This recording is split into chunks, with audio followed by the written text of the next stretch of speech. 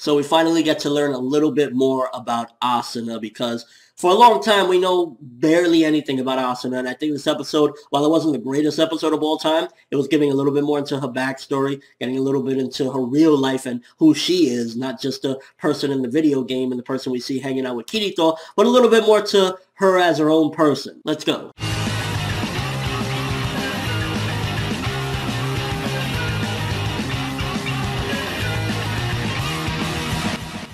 So apparently she's a wealthy girl and she doesn't really give a fuck about her life. She doesn't like her life. She thinks that it's just like, you know, horrible for her. She's a greeter and she has to be there all day greeting anybody, even if they're a bunch of assholes. So we get a little bit why she would be in an MMO. And to be honest with you, I think for the most part, for the people that are constantly in these MMOs, and it's just like in real life as well, people use a lot of these things as escapism, and that was the reason why she was using it. Like, we've seen Kirito's reason, we've seen a lot of different people's reasons. Sugu's was she couldn't stop thinking about her brother.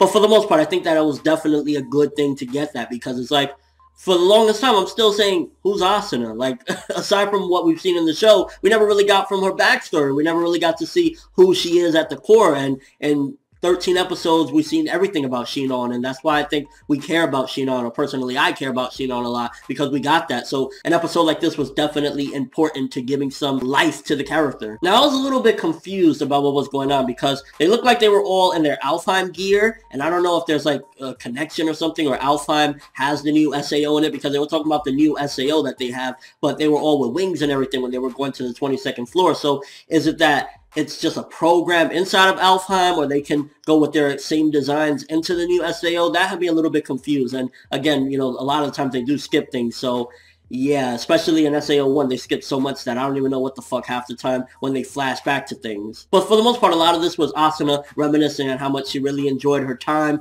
in the 22nd floor, having that house with Kirito, and, you know, just kind of playing family, so to speak. And now it makes a little bit more sense why she wanted to, you know, have a little daughter, and how she felt like she was just at home with Kirito and everything. And a lot of people, we still gonna look at it at the end of the day like, oh, you're just playing house, and that's not necessarily what we wanted to see in SAO 1. But ultimately, it makes more sense why she wanted to do that. She don't give a fuck about her real life. She don't like any of her family. They have her bowing all day. She's not really into the rich lifestyle. Kind of reminds me, I guess, of like a Lucy Harfilio when she ran away from home or something. But yeah, it's giving a little more context to the character and making a little bit more sense as to why she wanted to settle down in a video game. Gotta mention the art and animation, because between this and Fate Stay Night, two series that are just doing bomb art and animation. This one, when they were trying to clear the 22nd floor, it just looked amazing, and I was like, bravo. Like, you can always count on SAO to do beautiful things. So ultimately, she got her wish to get to the 22nd floor, and then the second half of the episode was building up this new guy or whatever that has this apparently incredible technique, and he can just fuck up anybody. And the thing that hyped him up the most to me personally was the fact that Kirito couldn't even defeat the Zekken guy, because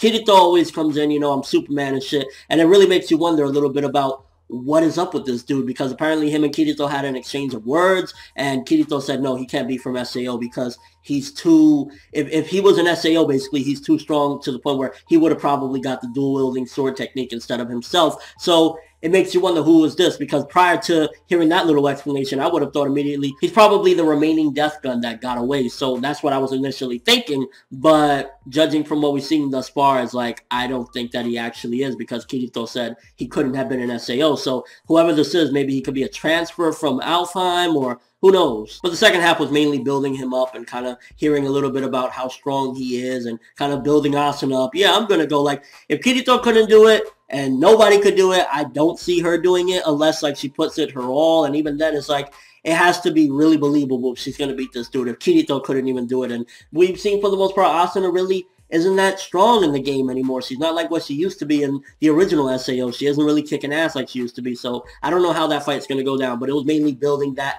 fight up and this guy Zekken. And if she does somehow beat him, I would like to see her get his technique, so that way she could be a little bit more formidable. But as a whole, it was an alright episode. Good episode, I guess, because it was mainly giving a little bit, like, if it wasn't for that backstory and Asuna, it probably would have been a little bit less than what the episode ultimately was, because I feel the best thing that it did was give more characterization to Asuna and her backstory, and I was like, okay, I'm getting to understand who Asuna is now. But sitting on the couch hearing them tell stories was kind of like, yeah, I was almost on the same verge of passing out as them when they were just telling the stories. It's like, but overall, good episode, I guess. I'm going to give this one 7 out of 10. It looked gorgeous yet again, and also it was building Asuna's character and building up the Zekken guy, but some of it felt a little bit slow in the middle. So yeah, let me know what you thought of this episode though. What did you think about Zekken? Do you think that he's going to be a beast? Also, what did you think about the whole thing with Asuna's family and her life? Do you think that this was a defining episode as far as giving us who Asuna truly is? And, what thoughts of the episode? But that's all I have for this review. Thanks for watching. Hope you enjoyed. If you liked anything I had to say or enjoyed the video, drop me a like. I'd greatly appreciate it. And if you haven't subscribed, if you could do so as well, that'd be awesome. I'm ForneverWorld, and as always, people,